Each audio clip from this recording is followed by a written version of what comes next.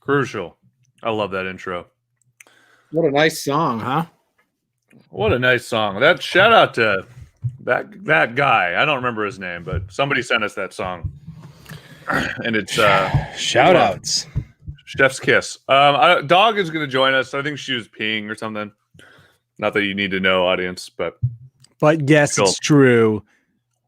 Even dog poops. Everybody likes to say that dog poops doesn't pee, which I always try to explain that she also does pee. But I think people are really under the assumption that she's kind of Greek god status. Yeah, celebrities are just like us. Dog poops pees. That's true. How you doing? She's the celebrity in this triumvirate. She is the celebrity in this group. I heard a funny thing yesterday, actually. Maybe your wife can speak to this. Okay. I'm eating fresh apple butter on the pod today. That's always real good for sensitive mics. Yep. apple butter and toast. I heard that there are certain very elite celebrities that smell bad. And hair and makeup are the ones that kind of get the brunt of it because they get them at their most vulnerable. Yeah, and I heard that Angelina Jolie and Brad Pitt are smelly people.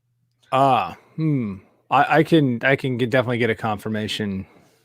I could shoot a text right now, see if I can get a little feedback. But I have heard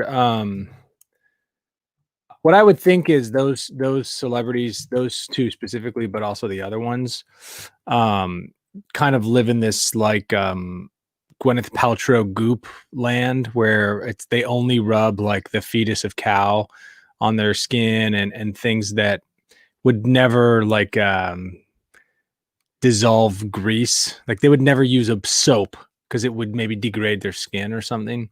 So they probably smell like an old cow sack nut or something like pungent, I would think. I think there's probably a lot of truth to that.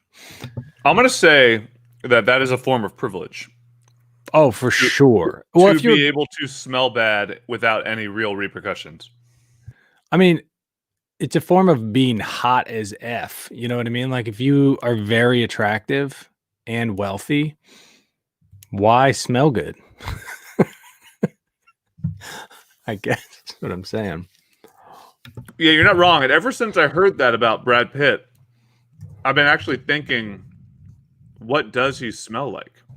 Because you think if you think of Brad Pitt smelling bad, I don't think it's the bad smell that we think of. You know what I mean? I think it's a different kind of bad smell because he looks like the way his skin is now from like shaving so much. You can tell he's kind of got that old man. His like pores are starting to collapse on themselves look. And usually old men, their bad smell is like a very particular bad smell because it's old men smell. So like a rotten, dying carcass. Yeah. Like a rotten, dying carcass. Anyway, that's not what we're here to talk about today. Dog is going to be right with us. She's just doing a couple little. She's doing some errands, probably getting a Taco Bell burrito delivered, something like that. But today we're talking change my view. Did you want to say something? I just got some feedback. Wife says, I think he smells good, which means two things. She's been in a space with him where she can smell him like a creep. My wife's turning into Joe. My wife is basically Joe Biden now at this point. She's sniffing people. Cool. I don't know. I would sniff Brad Pitt too. I can't hold that against anybody, you know? Wait, is she confusing Brad Pitt with Brad Pitt? Brad, different people? Bread Pit. That is the new pita shop. Bread Pita.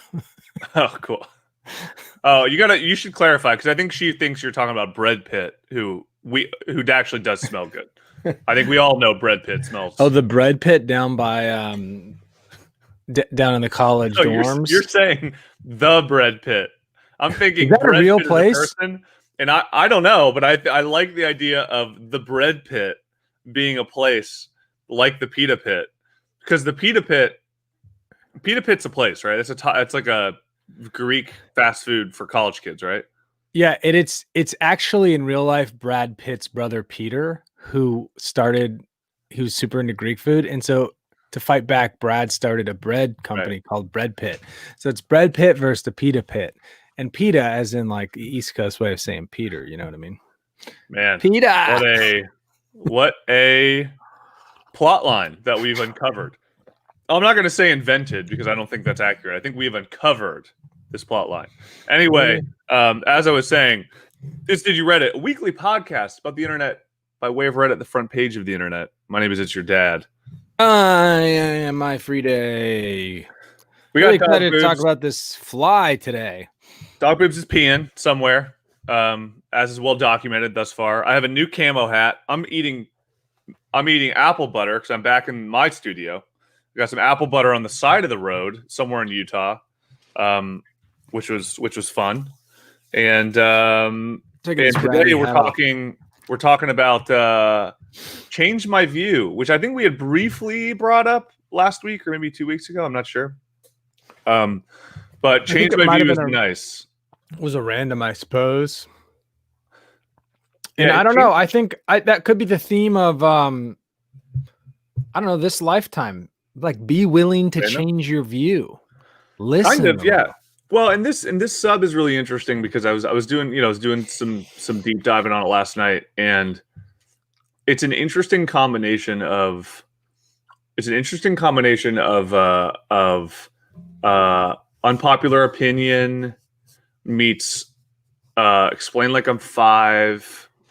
It's kind of like it hits this convergence of utility subs that I think is actually pretty nice, and this is like, yeah, this one there's like a interesting pointing system that I noticed, and it's kind of like, it seems like it's all in pursuit of, you got some paint? You drinking paint? Oh, I see. It seems like it's all in pursuit of better understanding and better appreciating complicated points. So it's not meant to be a debate, and we'll get into the very specifics, of course. Yeah, like once Dog is here. But if I would say something like, I don't believe in higher minimum wage or something, it's not like a belief. It's like higher minimum wage isn't actually good for XYZ, and people are like, what are you talking about? And it's one of those ones that's like, it's complicated because it has to do with economics. Yeah, but I've heard smart people explain it, and I'm like, yeah, exactly. You don't usually get what are you talking about. You get people that give you a very good reason. Like, you're actually, Change My View is inviting the discussion, which I think a lot of things on Reddit are obviously not inviting the discussion. Like, you don't go into the conservative subreddit and say, like, I don't know, maybe Trump is not a good presidential candidate, we should all vote for Biden. Like, that's not what happens in places like that. But you can do that and Change My View, where you go, I don't think Trump is a good candidate, but I feel like I have to vote for him because I think Biden's worse. And then people go, Change My View. All right, whatever. So anyway, but before we get into that, let's talk a little bit about the front page. I mean, the front page today is really one thing. It's the fly. So if for some reason, I mean, I think this is, what is this, Thursday morning? I don't know when this is going to go up. I mean, if you're catching this live, then obviously, I feel like you can, yes. So Dr. Spakaman, I know that we've gone down this road several times. I feel like you can find overall a better quality of discussion there with less BS, which is actually true. So that's why we wanted to do this. It's a lot less like, nuh-uh, you fucking retard. Like, you don't get stuff like that there. I mean, you get it, but it like is downvoted. Like, here, it's a little bit more, it's like it's actually civilized discussion. But anyway, before we talk about that, we'll get to that, Doctor. Yeah, good morning, Let's talk about a doctor. little bit of Thanks. front page. It's nice to have a doctor on our staff. You know what I mean? Yes, I agree. It is nice having a doctor on our staff. It classes Also, up the joint a little bit. So my front page. So I think there's a couple things. So the front page has been the Mike Pence fly show, right? Yeah. With a little bit of other stuff, you know. But and of course Donald Trump is refusing to participate in the next debate, which is the news that broke 2 hours ago, which is nice, exciting, great for everybody, great for democracy. That's interesting. I feel like I kind of saw it the other way. What, that you thought that he should participate because now he'll look better? Well, I thought Pence did a really good job last night at the debate. El Doggerito. Hey guys. Doggerito. We explained to the incredulity of everyone that you do indeed pee. Oh, Nobody believes us. No, yeah. Which is understandable. It's a real thing. Yeah. But Dog is here, everyone. Dog boobs. If we had our board, I would push a button right now to introduce Thank you. I just know that my thing was I pee outside. I was walking my dog, Trevor, but I do pee also. So cool. You also pee outside. Yeah. Are you the one peeing on my front lawn? Hey, if I am, contact next door about it, not me. That's fair. Next door is the best. Anyway, so we're talking about front page. We kind of introduced Change My View. We're gonna be getting to that very shortly. But the front page, let's be honest, it's Mike Pence Fly Day. So if anybody for some reason is unfamiliar, the Mike Pence fly scenario is basically last night a fly landed on his head and didn't move, right? It just stayed, right? Is that the idea? I didn't watch the debate, so I have to rely on you guys. I didn't watch it for my own health. Yeah, I mean it was an awful thing, of course. Yeah. But so Mike Pence fly. I'm gonna try to get the Know Your Meme. I'm sure there's a Know Your Meme on it already. Let's see. Ooh, this is a good ABC headline. Fly on Pence's head generates buzz in the NBC debate, or the VP debate rather. So We love a pun. we love a good pun. Here is the actual. Let's see here. So fly on Pence's head. Leads generated whatever. So the vice presidential debate featured a plexiglass barrier erected to prevent the spread of the virus. Yada yada yada. Let's see. Don't see anything about the fly though. A fly that briefly buzzed around the stage before landing and staying on Mike Pence's head. So I was thinking about this last night. I was thinking about how lucky, guys. Come on, They get the meme of the century that can distract from the actual problems of the debate, which I thought was kind of like an unfortunate fastball down the middle for the Trump Pence campaign. Well, I think the fly. I think Pence crushed it last night. I think he did a really good job compared to. Are you saying that with sincerity? Yeah. No, he did a good job for the purpose of what his job is to every point she made, he made a well thought out conflicting point that was a solid argument in the other direction. It doesn't matter if it's all bullshit in whatever direction. Yeah, of course. But he did a good job at it. I'm saying he's good at speaking. He can memorize the facts. He lays things out in a clear way. Compared to the Trump debate, you're like, oh, this guy seems like he's got his shit together. Yeah. Yes. All that stuff aside, he delivered, I think, what he was supposed to deliver. Yeah. And I actually think he didn't Kamala did the Kamala show. He did the Pence show. You got what you kind of, they both did a good job, but I think the fly has just made everybody forget about it. And now everyone's just talking about the fly. So I almost think it's distracted really from both parties from talking about anything other than the fly. Who do you think benefits most from the fly distraction? I think the Democrats benefit more because I do think Pence had a cohesive, kind of well thought out night, and people are not really. I don't think Democrats were willing to give him credit anyway, but even if you wanted to say like he did a decent job, the fly has like taken away from that.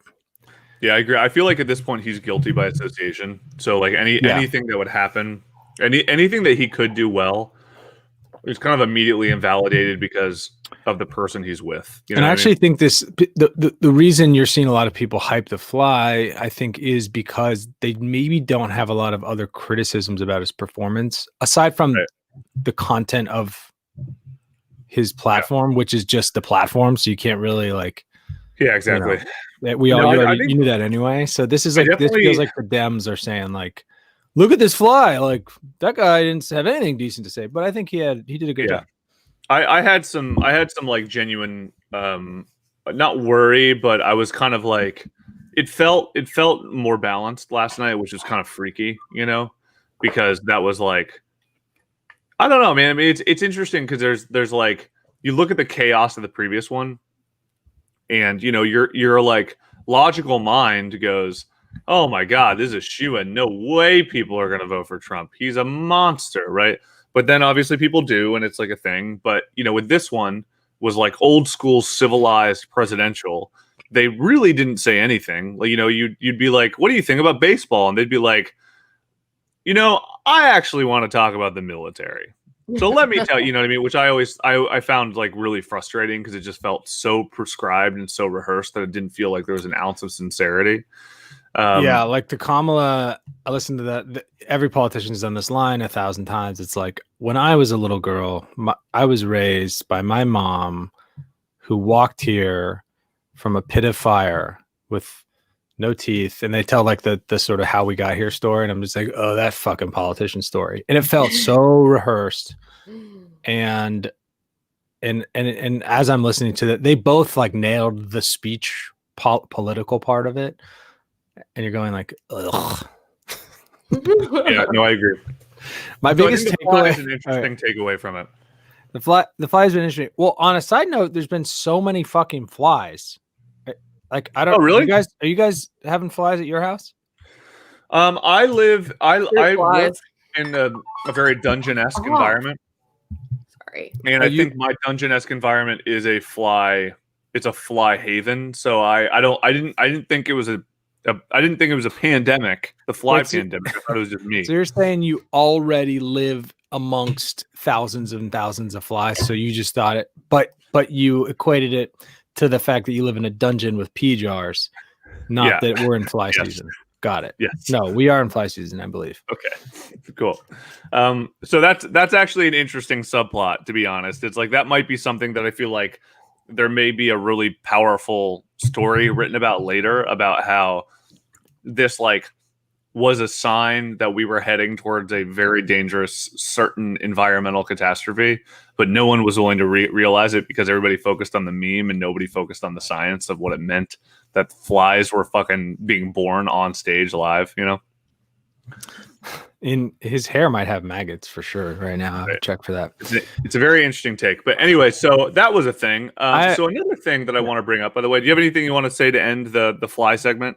Yeah, just one last thing. Like after the debate, just because this is all becoming so like for me just asinine, and I think I don't know, I was already cynical and I'm more cynical, but this whole process. You're talking about the election? Yeah, the debates, the election, all this shit, like just to put it all. But like when it was over, I was flicking around and I threw on Nova, my favorite channel on PBS, and I was watching. They had like a documentary series on about cats, and man, are cats interesting, right? Cats just.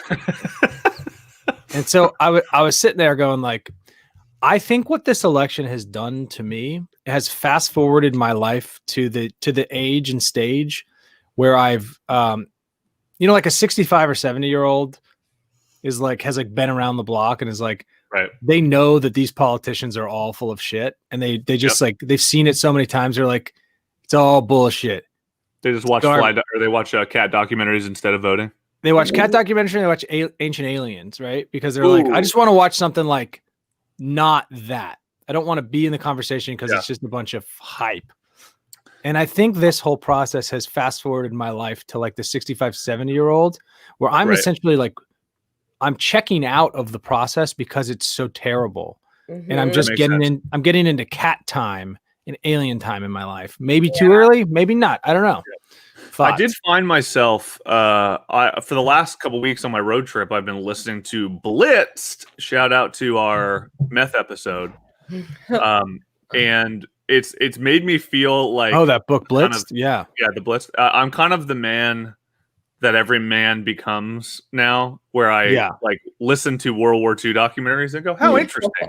Christina, isn't this interesting? And she goes, I don't want to listen to this anymore. And I go, what do you mean? Right. And that's like a very like old man sits at but like, the question now is, yeah. have you arrived at, because that stage is inevitable for men, right? That's a fact. For some reason, what do we love so much about military history? That's a whole rabbit hole. But the question is, have you arrived there before your time? And I'm saying I've arrived at my cat and alien phase, maybe 30 years too soon. And and maybe you're getting into your World War II phase slightly too soon because of the shit on TV. I feel like it's certainly expedited. Like I have a perpetual desire to sit in front of my TV with a beer and watch sports with no real intention. That's like a married guy with kids in high school stuff. Pretty much. You're ahead of your time. I feel like I'm kind of coming to that thing. That's married like guy. A period of time too, where like the husband and wife have separate bedrooms now too, because the husband's nose has grown so big that it's impossible for him to stop snoring. And that could be coronavirus related too. So I have the same theory I think applies to couples in coronavirus, where I think it's expedited your relationship to where you're now like 70 years old together, and you just like happily exist without talking to each other in the same space. I think it's a good thing for people. Interesting. Yeah, I mean, I do believe most of that. I feel like it has expedited a lot of weird life phases. But what does that ultimately mean? I mean, does that just mean that we just crave peace and happiness and prosperity at an earlier age? I mean, I guess I mean, I was talking to somebody about I was talking to somebody who is one generation below us, who has a sibling who is a Zoomer. So it was a 3-generational conversation. We were talking about social justice and stuff. And I was talking about this, like in my mind, I'm like, millennials have gotten fucking shit on for so long that there's this built-in cynicism about any social movement, because it just feels like we've just only gotten shit on by like the boomers and every generation. Millennials is just like this catch all for shitty, allegedly shitty fucking youthful people, right? So we were just talking about the generational differences in viewpoints, and it was interesting because I don't think millennials are more conservative, but there's like this almost seems more conservative in comparison to Zoomers. Where I was listening to something the other day. They were talking about how in the Zoomers, there's the perception. I don't know how real this is, but they were saying there's a perception that a 2-year age gap of any age is considered an abusive relationship. Who said like an that? abuse of power? It was just like a perceptual thing. Yeah, I had heard it, and I was just like, "Damn, that's extreme." And it wasn't like if you're 16 and 18. It was like if you're 21 and 23, right? Oh my God. I know. It was really strange to hear, but it was one of those things I was just like, maybe, because a lot of people say the older you get, the more conservative you get. And I'm like, I don't think that's what it is. I think it's like because I don't feel myself getting more conservative. I feel myself getting more angry, maybe, but also like hopeless. Yes. Maybe. Well, that's what I'm saying. I think you start to, you can understand you can see the big picture, and maybe that's not the way to say it, but you can see the moves before they happen. Like, you get that these politicians, like, politics is a good example. Like, you start to see the cycle over and over again, and then you're like, wait, this almost, we've been like tricked so many times in such a short period of time that it's like, nobody really, nobody's surprised anymore.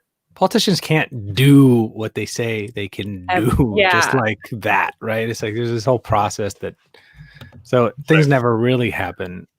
Anyway, yeah, no, I agree. But anyway, so let's talk about meth again, huh? Yeah. All right. So on Wait, my so how's that page- book? Is it awesome? Blitz? Great. It's fun. Yeah, you should watch it or listen to it or read it. So I saw this. We could probably get a couple more front pages before we get into Change My View, because that's the meat of this one. But I found this last night. I continue to love the meth subreddit. I feel like it's my home. Mm-hmm. I really like these. These are my people. And this post, experience with shadow people, submitted 18 hours ago. Stay up 3 to 5 days. You will encounter them. They are real. They use our mind on drugs to somehow access their dimension and see them. I think they should be worshipped. They're the closest thing we have to demons and angels that might actually be real. Post your experience of them. So I was reading through this thread because I was just like, oh, wow. So there's meth heads that are potentially going to start a religion around the shadow people they see when they're sleep deprived, which just brings me great joy. And so I don't smoke meth or miss sleep, but the shadow people are definitely real. I've seen them. As you dehydrate, the vitreous fluid in your eyes thickens, causing falling threads and blobs in your vision. Also, your eye deforms from the muscles around your eye, causing blurred vision. I swear the shadow rats between this are real, though. Always scurry outside my windows, and I can hear their little feet, too. I think my pet rats sense something is up. They seem to look out the window for them as well. Love it. Yeah. That's an interesting take. I like that they explain the biology behind the shadow rats. Right. Exactly. And so this is another one. This is a really lovely comment here. I no longer see shadow people. I now see nurses pushing shopping carts on the freeway. Yes, I've run them over. Yes, I've run over every one of them, which is great. And then this was, I thought this was also beautiful. It's just chef's kiss meth. 10 days up, driving around town at 4 a.m. with nowhere to go. See a shadow dog and a big dealer looking shadow who just walked along the sidewalk. Gave me much needed company. So I just had this kind of moment where, it's 4 a.m. You're on meth. You've been up for a couple of days. You're just like, what? Okay. Like, what do I do now? Like, what do I do next? Like you kind of have to be creative and bold about finding things to do. It's almost like kids before they had iPads. It's like, you gotta go play. You gotta go find some fun, create a game. And so for meth head, that means like, maybe sneaking into your backyard and taking a swim in your pool or whatever. It's a bit of a challenge for them, all of what we have now learned about meth. I'm like, it's the greatest.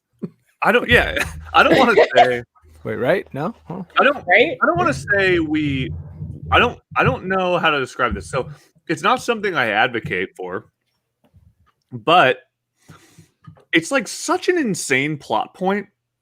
And it's such an unbelievable narrative device that I'm like, why don't we do more with meth? Like, it feels like on meth, you masturbate constantly, you stay up for 10 days straight, and then shadow people that you worship. Like, this person is advocating starting a religious concept around the people they see on meth, or just start popping out of nowhere. Like, doesn't that seem like it's an untapped resource? Yes. Somehow? Like, there's something there. There's a lot there. That's just bizarre. My God. Very weird. It's very weird. And I milk that resource. I feel like as we break into city states in the near future, we maybe just set a couple states up for just sort of meth is sort of legal, it's free. Right. And then there's, of course, cameras everywhere, and I'm going to be watching from the safety of my home a couple city states over. But some of our tax money goes to pay for this, and you just let them have at it. Right. It feels like a good way to sequester the meth heads in one place, and of course, there's going to be lots of moats and stuff keeping them in. I just feel like NIMBY, right? It feels like incredibly inhumane, but also if you give meth heads the stuff and you let them go do shadow people things, there's like a potentially very exciting story there. There's a lot of fun narrative going on. You know what I mean? I'm curious to see what happens next for sure. Anyway, well, we've talked about meth enough, but we're always going to be talking about meth because it's my favorite subreddit. Anyway, do we want to talk about Change My View? Do you guys have anything else on the front page you want to discuss? Let's do it. Let's do it. Right. Dog Boob's got her thing. All right, cool. All right, so Change My View. So this one, I want to say, came up. Did it come up last week, 2 weeks ago? How did this happen? I think it came up. Was it last week or the week? It might have been the week before that we came up. We saw this one on one of our randoms. Yeah, and it was it's a massive sub. I'm gonna pull it up on the screen. So it's definitely like in the pantheon of subreddit superiority. This is up there. It's got 1.156,411 readers, and then seemingly pretty, nice high engagement. I mean, there's 2,100 here right now. So it seems like people are here and they're constantly engaged. But I think that this is a really interesting way to consume. God, that looks terrible, man. Change back. It seems like it's a really good way to consume news and dialogue about contemporary issues in the Reddit format without getting into a toxicity that often comes through these kinds of things, is my interpretation. So what I think we're really going to do today with the remaining 45 minutes is I just want us to actually go through some of the posts that we find compelling and straight up like do the Change My View thing and talk about them through both like the perspective they start with, but also like our perspectives on them. Because as I was going through them, I mean, there's some really interesting topics that you kind of go, what is my perspective on that? Because I guess that's the other thing that I think is really nice about this is it forces you to almost take a side on something that maybe you've never considered taking a side on, right? Mm-hmm. Let's take some sides. Let's take some sides. So I had a couple. So I guess, Dog, do you want to do the customary and read the rules and the sidebar and all that kind of stuff, and then I'll pull up a couple that are interesting. Yeah, let's do it, guys. All right, Thanks. So this is Change My View. It's a place to post an opinion you accept may be flawed in an effort to understand other perspectives on the issue. So enter with a mindset for conversation, not debate. That's a really good point because most people, online are just going to start devolving into arguing. And this is all about, I know I'm posting here because I have an opinion that I know may be flawed and I'm looking for you to change my view. So it's a place. For instance, meth heads should be used as a reality TV show plot point where we just watch them interact and potentially date the shadow people. It does feel like a cool episode of The Bachelor. I'd be interested to hear what people say about that one. Right. And then to Change My View would be like giving people drugs for the benefit of entertainment and is studio profits is unethical. That's the word. You're so right. So there's 1.2 million people here. People are there a lot. It was started in 2013. And it seems like there's this do you guys understand the whole Delta thing? Yeah, to a degree. So Delta is they have a point system essentially that they're called deltas, and whenever a topic is kind of hammered into the ground. So if if you go to like the deltas on popular topics, there it says you may be thinking about posting on CMV, Change My View, which you are welcome to. Welcome to do, provided you follow our rules in the sidebar. However, if your topic is a popular one, abortion, climate change, Donald Trump, drugs, whatever, please consider reading through the Delta comments and the Delta log first. Here's a list of common topics which link to a Delta log. So if I go to like the Delta log on drugs, right? There's a bunch of like posts where it's like Delta awarded to CMV, weed marijuana should be legalized, but under a heavy regulation. And then it specifies the points that were like the hard, fast factual, good arguments, just so that people can be like, "Hey, that we've already discussed this. This is the point that's made. Bob's your uncle." I think that's really cool. Honestly, It is like very cool. it's important. It reminds me of a Facebook group back, like, I feel like right before I deleted my Facebook, I got really into Facebook groups. And like, we talked about it we for a talked minute. about that. And this reminds me of the Facebook group, a weird hill to die on or something, where it was like, it was a little different in the format, but it was basically like, what hill would you die on? And then people, it's the goal of it is that people come and like try to defeat your hill. And you're like, oh, like it wasn't this contentious thing. It was more like, it was almost like a game. Like, okay, damn, okay, hill defeated because someone did end up thinking of something I didn't think of. So it's kind of cool. An example of a delta, by the way, I just pulled up a random one. So the change my view, marijuana is a gateway drug is the point. And I think the person, something got removed. But anyway, so the delta is, I agree and disagree with what you're saying. I think weed is inherently a problem, even though it isn't as dangerous as Schedule 1 drugs, even with alcohol.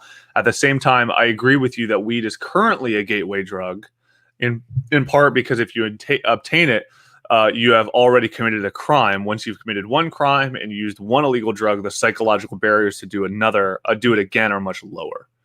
So that's an interesting. To me, that's the best argument there. Yeah.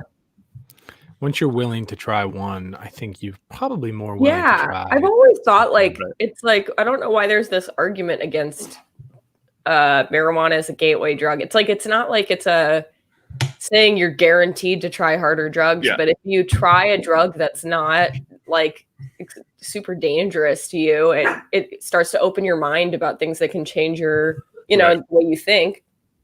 Probably. Well, it's all, I mean, my whole thing has always been like, what's the gateway to? And if you're saying, is it a gateway to like no longer wearing pleated pants? Then hell yeah. I mean, maybe that's a problem for you because you're a fucking plebe, right? But if it's a gateway to no longer feeling like you have to contribute to a capitalist system you don't believe in, and you're going to be happier because of it, it's not necessarily a bad gateway, No, exactly. It's no wonder like they want to not have us all go under that gateway, but exactly. Like, who cares? Pleated pants were a gateway to non-pleated chinos, which I can't get enough of these days. That's a gateway. That's a gateway pant. That's what we call gateway pants, my friend. That's a gateway pant. When did you start doing the non-pleats? Well, I went to Catholic grammar school. We had to wear pleated, navy blue pleated like Dockers. Okay. And I guess it wasn't till jeans. I've always been too tight around my thighs. You got those thick. I got that ass. I got that thick thighs. I got a thick thigh. I don't think I've ever seen you in jeans, to be honest, now that I think about it. They're a little restrictive to me. I mean, there's some new technologies coming out that I'm pretty excited about. A little stretch material, some of that stuff. Yeah. Keep my ear to the grindstone there. But the chino gives me a little more room, a little more airflow. And the pleat, come on, nobody likes a pleat. So that flat front, all about that. It's just casual. It's comfortable. Bring it on. Absolutely. You know what would be great if Jinko jeans started to come back in. That would be good for me. For your thighs. It's true. God, I really was. They came before my time. Yeah, and they're great. Well, they're coming back. They are. Yeah, I think dads wearing Jinkos is a novelty, which I think you could probably pull off. It does feel like a cool new Instagram you should launch. Dads wearing Jinkos. I agree with that. So, Dog, do you want to continue and read a little bit more about the submission rules before we get into official ones and comment rules? I think this kind of gives this is a little bit reading the legal system, but I think it's helpful to understand the context of where the sub functions in the greater, Reddit community. And the sub that functions like this, where you're talking about things that are so controversial and can get people so pissed off, it's like the rules are super important to make sure that people don't, fly off the handle and forget what this subreddit is about. Right. So the first rule is don't explain your view. Explain the reasoning behind your view, not just what the view is. So you have to have 500 plus characters. Rule B, third party that's devil's interesting. advocate soapboxing. You have to personally hold the view. You can't just post on behalf of others, play devil's advocate, etc. Post by throwaway accounts must be approved through mod mail. Okay. Rule C, unclear or improper title. Submission titles must adequately sum up your view and include CMV, change my view, at the beginning. Right. Posts with misleading or overly simplistic titles may be removed. Neutral / harm a specific / promo / meta. Posts cannot express a neutral stance, suggest harm against a specific person, or be self-promotional, or discuss this subreddit. Visit ideas for my CMV is a subreddit of its own. Oh, wow. Interesting. Damn. Well, that's. Cool. I was just here sitting going, I got no ideas, and then boom. Yeah. Look at that. Problem You go solved. right there. Then we got no minimal replies from OP in 3 hours. This was very similar to the Facebook group. It's like you can only post if you're going to be there to reply to these people within the first 3 hours of posting. So if you haven't replied during that time, your post is going to be removed by moderators. So it's like if you're going to take the time to post that, it's not like go check on it later. It's like you're here to engage right now. Mm-hmm. Rule number 6, rule number 1, don't challenge the OP. This is top level only. So direct responses to a CMV post must challenge at least one aspect of this OP's stated view unless they are asking a clarifying question. Okay. So your comments can't just be like, cool, love your stance. You have to challenge it. Okay. Rude, hostile comment. Don't be rude or hostile. Your comment can be removed, even if the rest of it's solid, even if you end it with, yeah, and like, fuck you, because you're a Trump supporter. Right. Bad faith accusation. Refrain from accusing OP or anyone else of being unwilling to change their view, because it's like you can't argue or of arguing in bad faith. If you're unsure if someone's genuine, you can ask clarifying questions via the Socratic method. I absolutely love this sub, by the way. I know, this is feel like great. this sub is like everything that this feels like the utopic internet forum. Maybe this needs to be the new format for debates. Maybe. Right? Donald Trump has to like tweet his arguments essentially. Yeah. Let's take it a step further. This should be the new around. university system. And This no is it. like bad faith arguments. This is it. Free college. Boom. Done. Everyone just spends 6 hours Love it. on here a day. 6 hours. I have a CMV that I'm going to post at the end of this sub, by the way. Or at the end of this episode. I'm excited. I'm excited about it. Damn. I'm going to try to think of one too. I'm not going to post it though, because I'm going to fuck off for 3 hours after this. Rule 4 though, Delta abuse or misuse should be awarded a Delta. Award a Delta if you've acknowledged a change in your view. Do not use deltas for any other purpose. You must include an explanation of the change along with the delta so that we know it's genuine. Delta abuse includes sarcastic deltas, joke deltas, super upvote deltas, etc. Okay. And then the last one is doesn't contribute meaningfully. So if your comments don't contribute meaningfully to the conversation, or if you just respond upvoted or something like that, it's going to be removed. Humor and affirmations of agreement can be contained within more substantial comments, though. So you can still agree, but if that's the only thing you're commenting, it's probably going to get removed so that we don't clutter up the change my view discussion. This also seems to me like this would be one of the hardest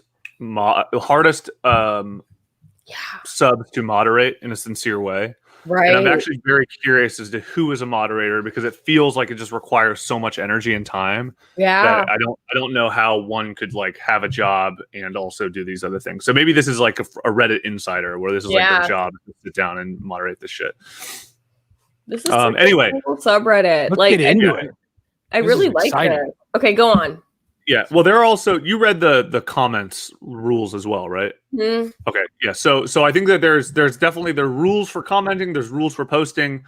Now let's get into some of the posts themselves. I have flagged a few, so I don't know if you want me to just like pull up some.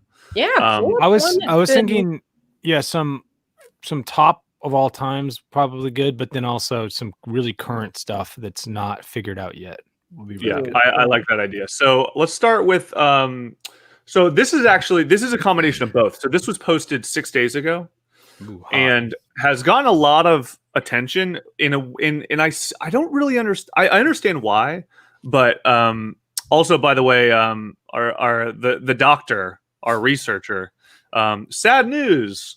Jinko officially announced closing all shops in 2018. Sorry about your loss, What? Freed. If you want to take some time, Dog Boobs and I can take it from here if you need it. Well, Shit. it seems like that brand then is on the table for a little bit of a purchase.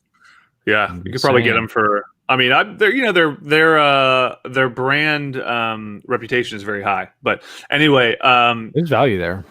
good value. So okay, so change my view. A corporate professional dress code has no practical function other than distinguishing those who wear it from the unemployed or laboring class. Which is a very interesting question, a very interesting change my view. I don't agree, but part of the reason I don't agree is because I already read the comment.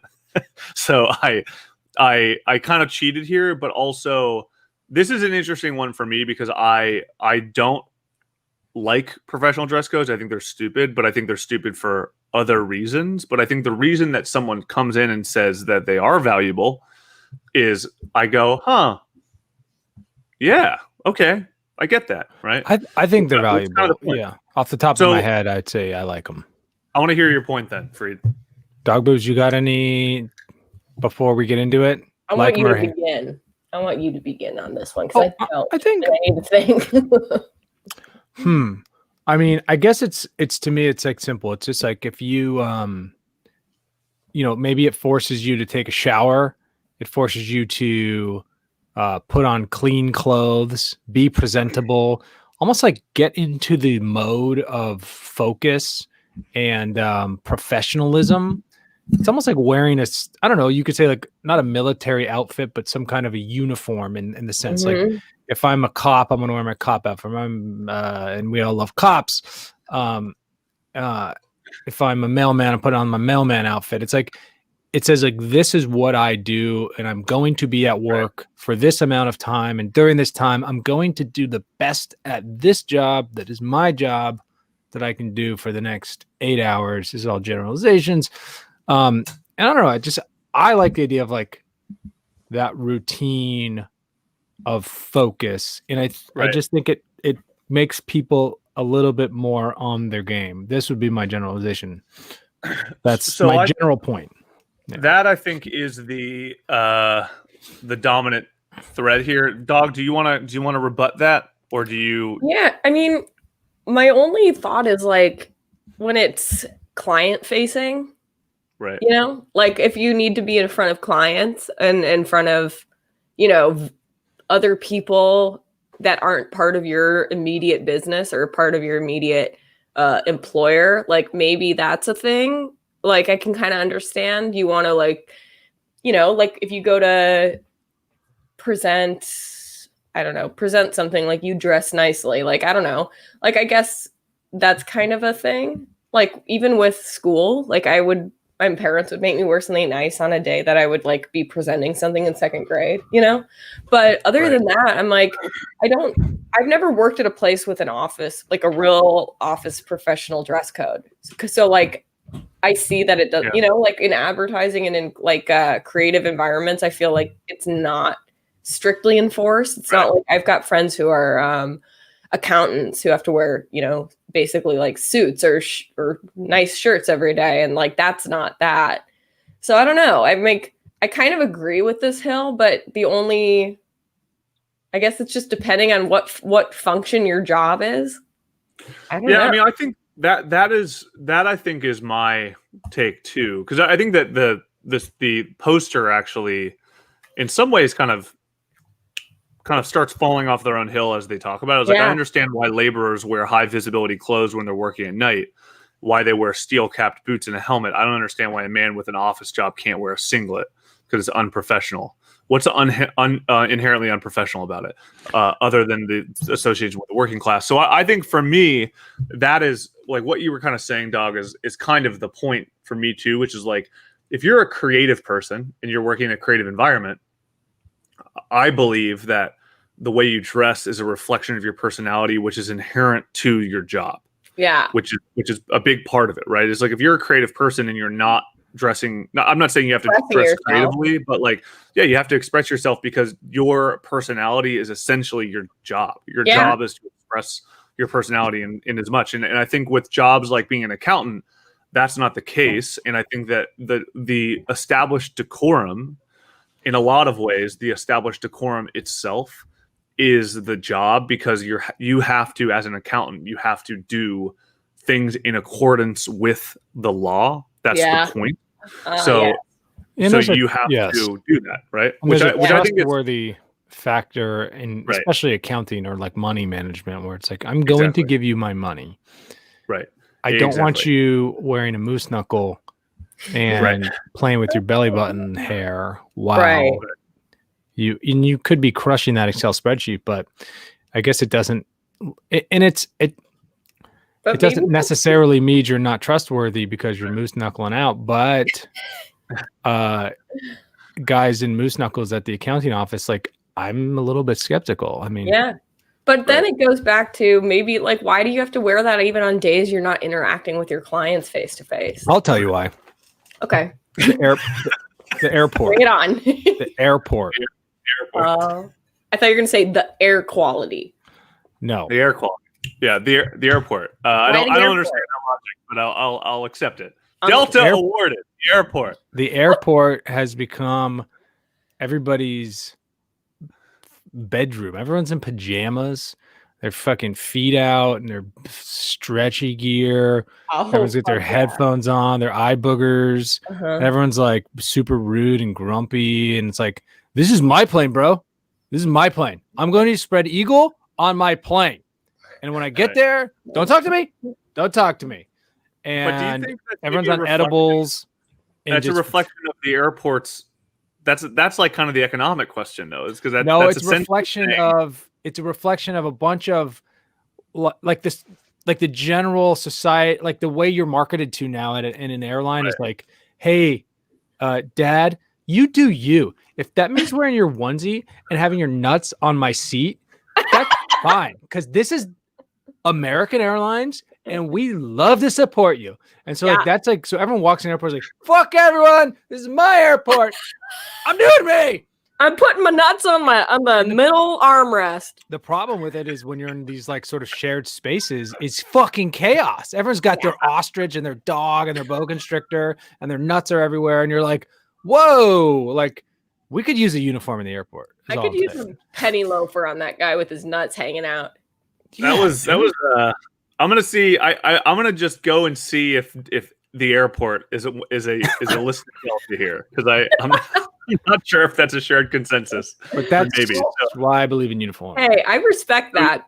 I might also suggest a different angle too. Whereas the airport used to be a place where, you know, people of a certain class could only afford to use an airplane. Whereas nowadays, maybe it's more, you know, economical and people of different classes can get on an airplane. And so that's why you might see a dog boobs in line in front of you at security with some, you know, Marvin the Martian flannel pajama pants and like a pet owl shirt with like her own spit up on it.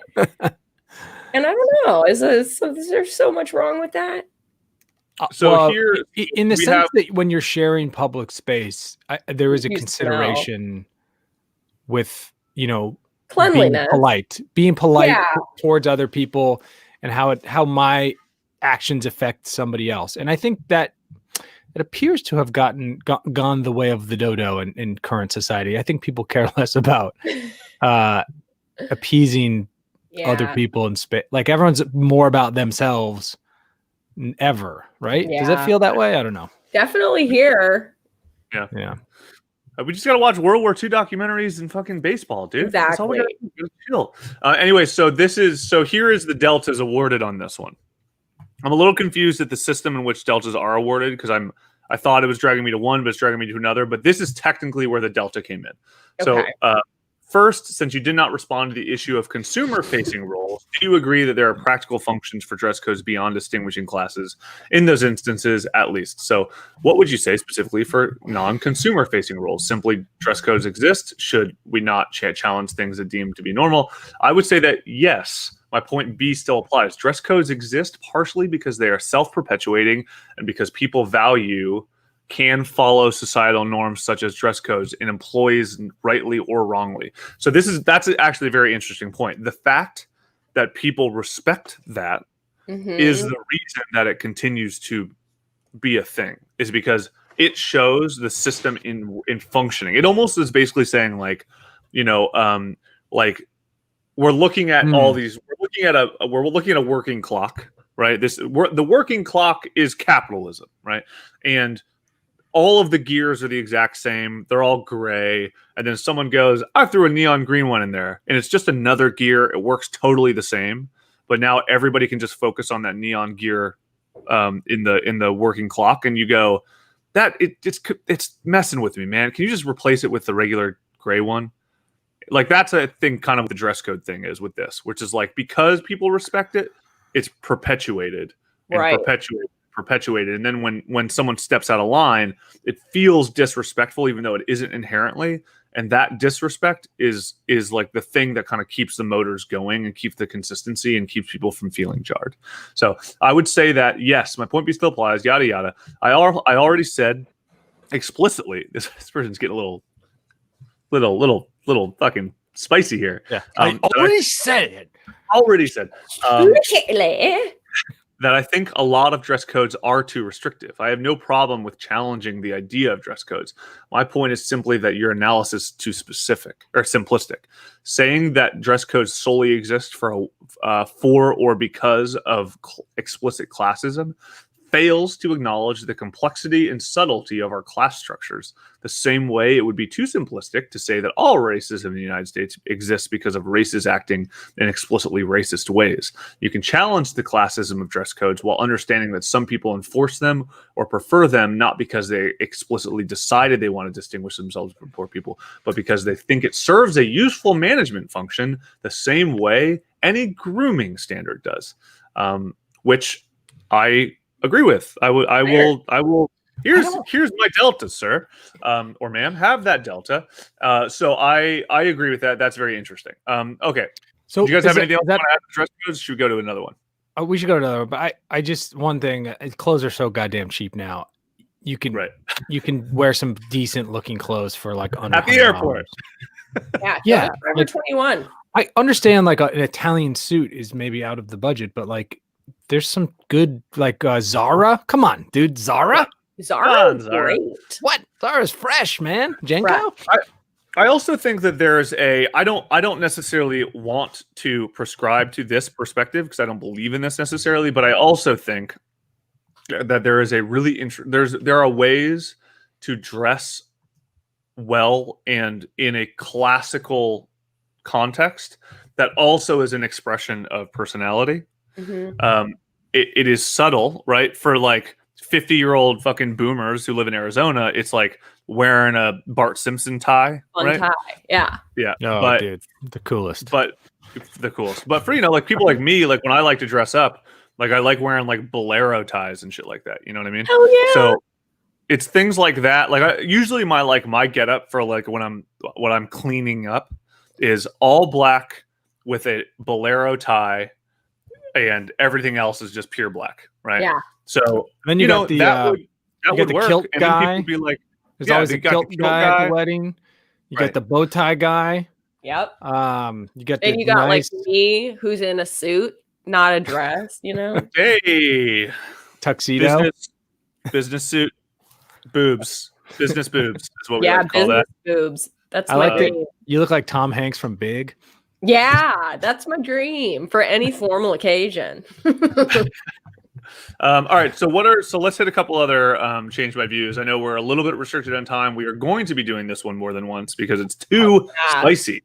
All right, what's you guys got one that you wanna talk about? Should we talk about one that is as recently posted, or should we do a classic of all time? Woo! Well, Let's Classic see. of all time. Classic of all time. Classic of all time. Classic of all time. Should we do the top of all time? Top of all time was a little bit of a dud in my opinion. Yeah, the Bloomberg but one. yeah, the Bloomberg one. I think that the top few are a little bit of duds, but I think I this have one an is idea for this one. How about the one that is? I will share my screen. Do a moment. spicy one. There's some spicy shit. Politicians should be required to wear NASCAR-style jumpsuits showing all their major sponsors. I do love this. That's a good one because That's amazeballs. I don't have any reason why that shouldn't be. In recent days, some have decried the POTUS and FDOTUS, brazenly ignoring federal ethics laws by posing with a certain company's bean products. This was from 2 months ago. But I welcome it. The ethics rules really just obscure behind a thin veneer the truth of American politics. Namely, many politicians are just in it for their friends and donors. We shouldn't hide it anymore. Make these allegiances visible, front and center. We should make it mandatory for politicians appearing in public to wear NASCAR-style jumpsuits with their major sponsors emblazoned across their bodies. Then we'll more readily know who they're beholden to and which companies we may want to boycott or patronize. Change my view. Fascinating. This is really, really interesting. Great. I love this idea. I love the idea and don't see a downside. Stand-up comedian Colin Quinn has been promoting a new book. He's been out on the podcast, and so I've gone back and started watching some of his old comedy specials. He's been doing some cool comedy stuff where he's doing historical comedy, and he has a new special called Red State, Blue State, where he sort of like talks politics in a very smart and funny way. But one of the jokes he has that was really smart was like, he's like, politicians who take money from corporations, we all think they're unethical. And he's like, I think it's the opposite. I think they're ethical because they're doing favors for the companies that pay them. Like that's how ethics work. When someone pays you, you do favors for them. He's like, now where we get upset is that we just don't know it's happening. So this solves that problem where it's like, what we don't understand is who gave who money. Now, wearing that all the time, then yes, we have a choice to say, oh, I don't want to support that kind of business and let the market decide. Free market capitalism. Boom. Boom goes the dynamite. Boom goes the dynamite, y'all. The top point is, the other thing I really love about this sub, by the way, is this sub feels like there are surprises lurking around the corner, right? It kind of has a little bit of like an unexpected thing where you assume the argument that's going to get a delta is like, well, the reason they shouldn't be doing that is because of XYZ. This one, the top comment, which has received a delta, I don't know if it's the delta, but is some politicians receive support from hundreds of thousands or even millions of individuals and organizations. Even if it's limited to major sponsors, there will be thousands of them. There just isn't enough room on the jumpsuit. Fair. So thinking more about the practicality of the garment versus the actual task at hand, I think is kind of interesting here. Well, I have a solve for that. Well, and the other thing too, by the way, part of this as well is like, you know, when Trump was like, Trump got support from David Duke and everybody was just like, a Nazi supports him, a fucking Ku Klux Klan member supports him. But like, you know, by this logic, he wouldn't be listed on that jumpsuit because that's an individual, right? And there are a lot of heinous individuals that you wouldn't be able to recognize all of them. You know what I mean? Because that's what would end up happening too, is like if you go, oh, okay, well, so if you can't list literally everyone, then you only have to list people who have given more than 100,000 to your campaign. And then politicians go, oh, okay, cool. And then they will elicit $100,000 from brands that are reputable, from REI and Patagonia, right? And then they'll fucking, Toys for Tots. Yeah, and the KKK cars will give for kids. 999. Everybody's gonna have cars for kids over their jumpsuits, right? 1877 cars. I'm a good singer. Kid for kids. Yeah, 18, and then it's the greatest song. That's my son's favorite song. That's amazing. And then that's really funny actually. But because of that though, then you're going to end up omitting most of the really egregious ones, because that's one thing that politicians do really well. They know how to barely skirt the law. Yeah. So they know how to go, oh, if the limit is $100,000, then, you know, fucking like the euthanasia, the like children's hospital euthanasia program is going to give me 99,999, and I'm not going to have to put it on. But like as soon as I get into office, I'm going to kill all the kids because they give me the money, right? So I think that that's in my argument against it. I think that the notion is correct, but not the actual solution. My solve for your problem, I agree with you. It's like, how do you? There's too many companies, but we've all been trying to figure out when and how to use our Google Glass. And I think now we finally have the perfect solution because you put on our. Trying to figure out how to use your Google Glass, my friend. I spent $21,000 on those things. Okay, $21,000. I'm in 2007. I need to use them. You need to use those. You put it on. Remember, it's only one. Oh yeah. Right. And when you put it on, you can just see around the politicians superimposed graphically, digitally, all their sponsors, but you can categorize them in columns of donation. Yeah. And then we have a bot that goes in and just sort of highlights the controversial ones, Yeah. Like it does the work for us where it's like, I don't have to go through with my, my jeweler's loop, my jeweler's loop or my monocle. And, the bot sort of my Google Glass takes care of it, and it goes like, boom, David Duke, you might be interested in that, controversial, and I go, that is interesting. Thanks, Google bot Glass. I love the the real takeaway here is that Google Glass failed because it was not a Google jeweler looper. That would have been, not only does it just roll off the tongue way easy, like Google Glass, like I can't even barely say it. It's like very hard, Google's loop. Jeweler looper. Gotta throw out to Dr. Spachemin here because he or she or they is absolutely correct. Jinko Jean branded jumpsuits with very wide billowing legs would provide more surface space for the patches. It's so interesting. A solve for my thick thighs and where to put patches. This also introduces a really important point. I think that we've kind of glossed over, which I think is maybe the most important part here, is what brand is put on the dick area or vaginal area, because that brand is going to get a lot of the heat, Yeah.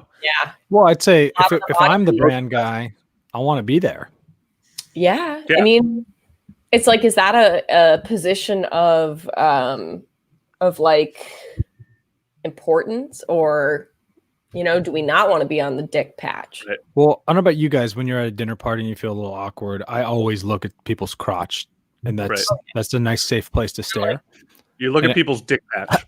It always puts people at ease at the party. Yeah, I love it. You're right. It's weird. They all get relaxed then. It's a tip. Yeah. So that's why. So let's hit another one. We have a 10-minute warning. 10-minute warning. Wait, so Ben, Dad, just on your Google jeweler's loop thing. I mean, the monocle is so fucking baller, right? Right. Like having it in your pocket and pulling it out is the most baller move you could do anytime, anywhere. And never is there a situation where we need it until you connect that sucker to the Google and you just go like this. Whoop, and then you get this other view of like the digital world and you look at it for a while because nobody wants that shit all the time. And then you put it away. That's how it should be done. That's genius. That is an interesting point. And I wonder if, Apple always comes out with these new inventions where we didn't think we needed a new watch. They invented a new watch. We didn't think we needed the iPad. We didn't think we needed a pencil, right? What about the monocle? Google monocle guy. I like it because it looks antique. It's all brass. Like it's got a cool chain. So you're thinking brass. You don't want it to be modernized at all. You want just an old school brass steampunk monocle. No, not steampunk, guys. Oh yeah, you know me, steampunk all the way. Steampunk. So we're gonna. This pod is single-handedly bringing back the copper industry. Between that and copper IUDs, we're really helping the industry. We're coming back. All right, so let's hit another one. This is so. This is I almost feel like, let's see, what are the couple ones that I thought were interesting? This is an interesting one. This is a fun one, right? Buckle up. DMV, if it's okay for some people to believe in God, then it's okay for other people to believe in ghosts, werewolves, and vampires. There's no objective proof for existence of any of these. Ghosts, God, vampires, werewolves. Yeah, I have dyslexia because I read that and ghosts, God, vampires, werewolf. In this post on AITA, what is AITA? I'm also hearing an echo on one of you guys. One of you guys have your speaker on right now?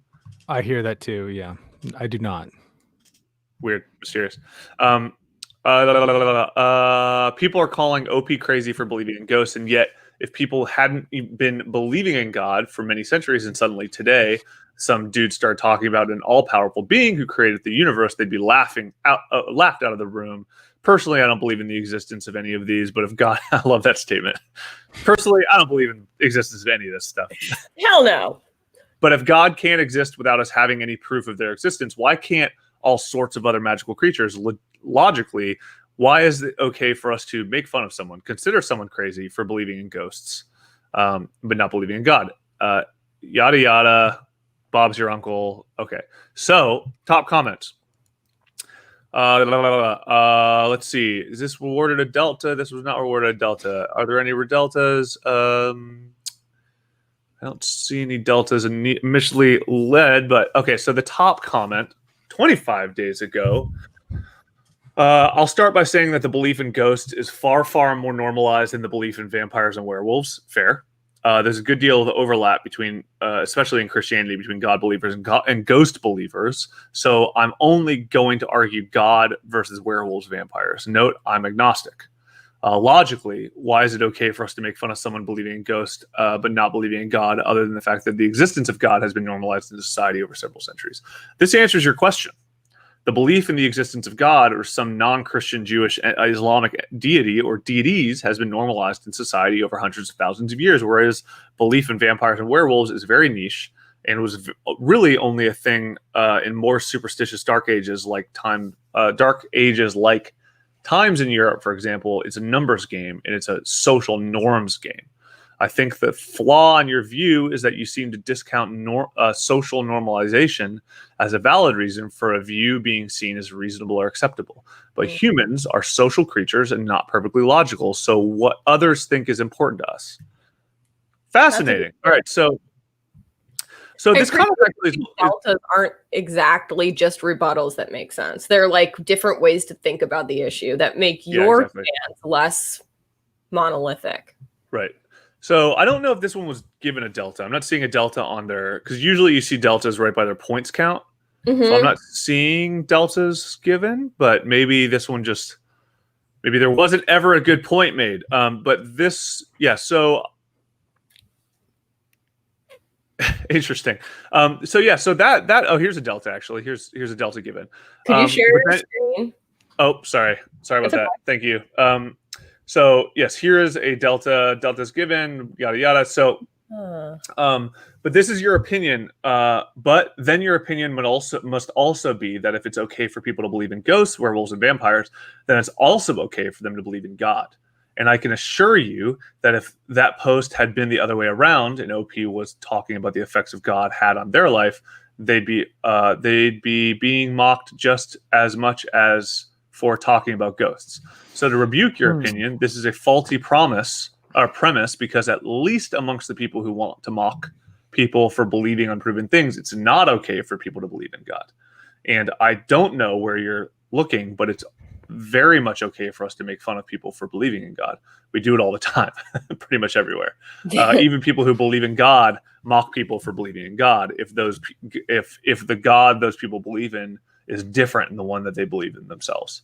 That I think is a very profound point at the end, which is like, we make fun of people for believing in like the fucking Jinko God, right? But we don't make fun of people for believing in fucking Allah or whatever fucking loser that is, Or that guy that plays volleyball with the ponytail.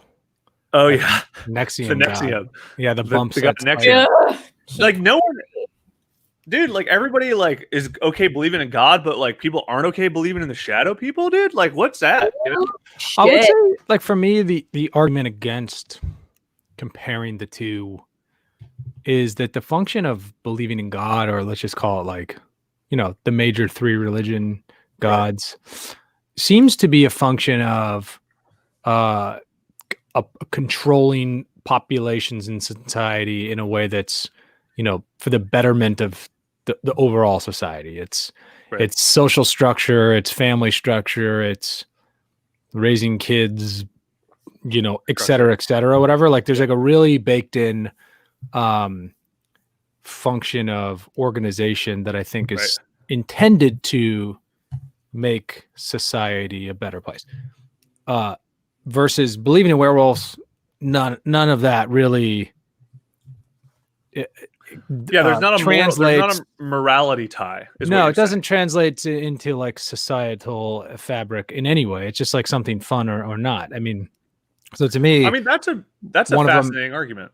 Yeah, that's a really one has like a real purpose. Yeah, and even look, I went to like I got a physical recently, and the doctor was this Muslim. I hadn't had a physical in years. My wife got a physical recently, and the doctor was like, "Do you believe in God, son?" Yes. He was a Muslim doctor, and he's like, "Do you believe in God?" And I was like, "Well, I didn't see this coming." Like, and we got into this huge. What are you about to do, man? Philosophical conversation about God and Muslim, like believing in Islam and all stuff. And I was like, and his whole thing, it was bizarre, arguably like illegal, per the HIPAA contract. But he was like the religions keep society like humming. And I thought a lot about it. And I was like, I believe that there is a proper function of those things, and it does keep people on a path. Generally, it also fucks up a lot of shit. But I think in the spirit of that, like there's a lot to them. I'm not religious at all, but I think it keeps people like marching in a decent direction for the most part. Yeah, I think that there is that I think is a really interesting point that I've never really thought about in the context of you see this question, you go, I don't like a lot of the points that I think I've noticed in the Change My View thread. If there's one thing, and I know we're getting low on time, I suggest we do a part 2 of this sub, because I think it's just there's too much juice here and it generates too much interesting conversation. So I think we're going to do another one of these next week. By the way, that's like I'm gonna suggest that we do that, Dog and Freed. We're now having this every day meeting for the one person as well. Anyway, but I do think that is werewolves don't have an association with a fixed morality clause that predicates the way we function in society. Yeah. Ghosts really don't either. I mean, there's a little bit of it, but like I would argue that like Santa Claus is a more valid comparison to God than ghosts, right? Because if you believe in Santa Claus, you're believing in a judgment on morality that helps keep kids good, right? If there was a like, a ghost, like a fucking like like the fucking shadow people, the meth shadow people, and like there was a mythology from when you're a little kid where like every 4th of July, when all the meth is left under your fucking chimney, right? If you're not a good kid, the shadow people won't give you trains, right? Well, it's so interesting you bring that up. Like Santa Claus has these shamanic mushroom origins. Have you heard about that at all? No. That Santa was like this mushroom god that would come in and make you.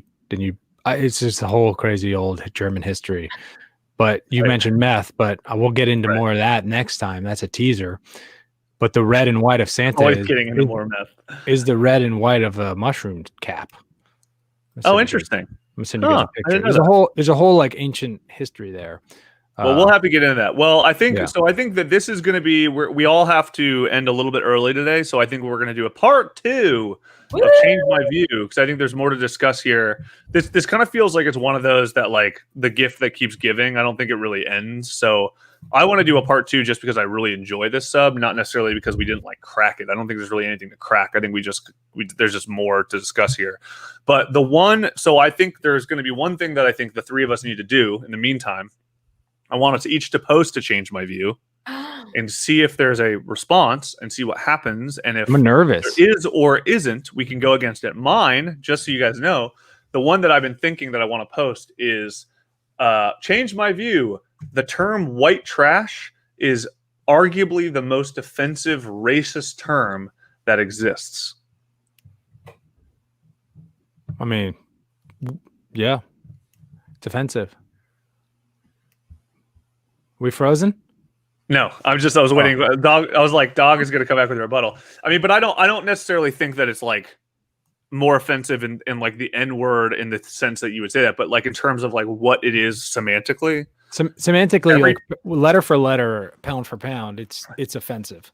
I mean, every time I hear the term white trash, I'm just like, damn, that is a really harsh way to describe somebody, you know? It's just such an offensive term from every angle. White trash. Exactly. Yeah. And so I think that it's like that's the thing I'm going to change. I want to see what people say when I put that as a change my view. You're going to get a lot of heat for that. I think that's a good one. I think that's and you know, in this day and age of recycling and stuff, I mean, you could say like white trash is maybe a way to reuse some materials. There you go. There you go. That's fascinating. That's a fascinating Delta given, my sir. All right. You have changed my view. Delta accepted. That's a beautiful outlook. Yeah. But okay, so anyway, well, let's do a couple really quick randoms just to close this fella out. And then we gotta go. All right, so let's see. Random one, spicy. Ooh. How about them apples? How about them fucking chili flakes? Are you guys spicy hot sauces and stuff? Like I went through a phase. I went through a phase brought on by Hot Ones because I was just like, huh, interesting. I want to see what I can do here. And I hated spicy shit growing up. Mm-hmm. And now I still don't like jalapenos. I think jalapenos fucking blow. I think they're a terrible ingredient. But spicy as a concept, I've really grown to appreciate. I don't like overabundant spicy to the point where I can't feel my food and I like don't enjoy it, or I can't taste my food and I don't enjoy it. But I do like a little bit of like ooh.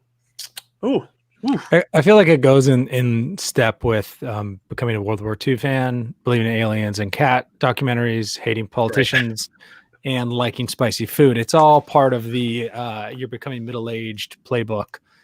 And I'm into it. I like it a lot. It's good. Okay. What do you guys got? Random wise. I just found Noah Get the Boat. Oh, Noah Get the Boat. Oh, what is that? Noah Get the Boat is a good one. Send me your screen. Let me share. Yeah, let me share my screen real quick. This is when you post things that are so offensive and so gross and horrible that you're just like, Noah, please send God send the flood. Noah, get your arm. Like, this is it. Like, fuck this. Like, the world's over. Fuck this. Let the world go. Yeah. Noah Gets the Boat is smoking weed out of a shark. Yeah. A cruel moment, an Australian fisherman uses a dead shark as a bong and smokes it to the tune of Baby Shark. Noah Gets the Boat. Very hilarious. And there you have it. Very funny. To be fair, that is very, very funny. See, I'm on the side of cruel. I mean, it's certainly cruel, but like I laugh whenever bros are like at their peak bro. Yeah. You know what I mean? Like this seems like this is like such an idiot that I like can't help but be like, whew. It reminds me of the meth head who wanted to smoke the crabs that he found outside his house. Yeah. This guy's for sure on meth. Yeah. And American white trash is very trashy, but Australian white trash, this is up there. It's classy. This isn't competition, big time. Pretty fun. It's pretty fun. This is amazing. What else? You got anything for you? Do you want me to automate one for you? No, I randomed online dating, so you know. Oh, really? There's some stuff going on there. I'm actually that'd probably be an interesting one to read about. Online dating, huh? But I don't know. It's a weird thing. I'm sure Reddit people have interesting things to say, but I'm more focused. I would like to do online dating. I know we're interested in doing dating after 30 as well. And from Dog had brought that up as somebody who like dates or doesn't date after 30. I don't know. I don't remember what your perspective was. Oh, mine is I don't date at all. So I'm really excited to read that. So you just want a suitor to come and propose on the spot? No, I want to die alone. Oh, cool. Yeah, All right. I'm forever alone. All right. Well, we can do a forever alone too. That's a great sub. Did we already do forever alone? I feel like did we do that one? Maybe a long time ago. But we got to redo it. Probably did that in our early 30s. Hey, quick before we wrap up, quick shout out from on our Instagram from Timmy P. Bass, who said, love me some Timmy P. Bass. Me who too. said, thanks for the shout out. And then he wrote Timmy P. Bass, pronounced bass. Oh, I need all the jobs I can get when it comes to tuning. Because okay. he's a professional piano tuner. So and a musician in general. He's a professional musician. So if you need a Hanukkah song, if you need a bar mitzvah song, they don't have to be Jewish themed. I don't know why those are the first two things. Did he send us a tune?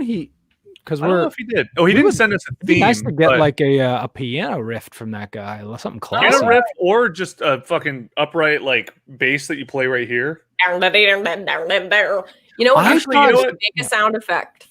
Timmy, if you're still listening, give us some Seinfeld-esque buttons that we can hit that are like slap bass, slap bass, slap.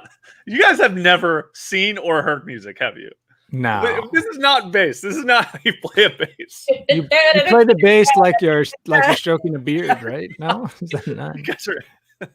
You guys have no idea what music is. I had this guy Timmy pegged for a fisherman the whole time, but we were wrong. He is a tuner of pianos. Yes. He could also be a fisherman. Basses.